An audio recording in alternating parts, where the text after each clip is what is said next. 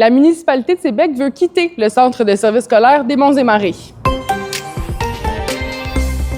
Concrètement, Sébec demande au ministère de l'Éducation que les écoles de l'ouest de la vallée de la Matapédia fusionnent plutôt avec le centre de services scolaires des Forts, dont le siège social est à Rimouski.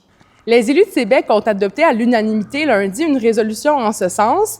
Pour la municipalité, il y a une perte de confiance à l'endroit de la gouvernance et des orientations prises par le centre de services scolaires des Monts-et-Marais. Le centre de services scolaires est revenu il y a 2 semaines sur sa décision prise l'an dernier d'imposer un moratoire sur les fermetures d'écoles jusqu'en juillet 2027. On a espoir que ça va être mieux. Par contre, ça peut pas être pire. C'est ce qu'on se dit. Là, on est rendu à une étape où on n'a pas le choix d'essayer des choses. Là, sinon, on accepte la fermeture puis on bouge pas. Là, mais comme municipalité, on peut pas se permettre de laisser aller les choses puis de perdre notre école primaire. Le centre de services scolaires des Monts-et-Marais dit de son côté comprendre la frustration des élus.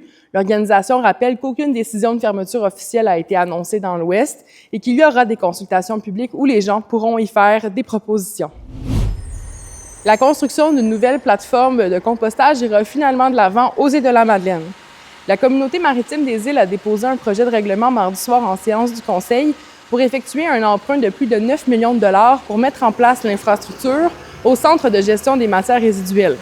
Québec financera le projet à la hauteur de 5 millions de dollars, ce qui veut dire que la contribution municipale sera de près de 4 millions de dollars. Le président de la communauté maritime des îles, Antonin Valquette, souligne que l'archipel Madelino a été un précurseur en matière de compostage en instaurant cette pratique dans les années 90. C'est pour ça que notre plateforme, elle date.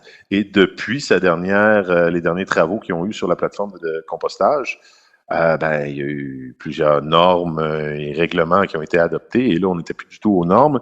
Et aussi, on était de moins en moins efficace pour ce qui est de la qualité du compost. La nouvelle plateforme de compostage sera couverte et sera dotée d'un dispositif d'aération pour favoriser le séchage du compost.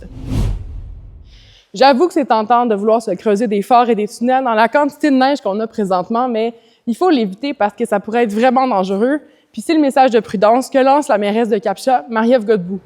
Récemment, il y a un déneigeur qui a eu la surprise de trouver un tunnel sous une montagne de neige qu'il soufflait, possiblement creusé par des enfants. Et comme le souligne la mairesse, l'employé municipal a eu une bonne frousse, mais heureusement, il n'y avait personne à l'intérieur. On aime ça en tant que parents, voir nos enfants jouer dehors, passer le plus de temps possible dehors, loin des écrans, les saines habitudes de vie, tout ça. Sauf qu'éventuellement, s'il y a un enjeu de sécurité qui est important, puis ça vaut la peine, je trouve, de le rappeler. C'est là-dessus que ça se termine pour aujourd'hui. Bonne journée tout le monde, soyez prudents.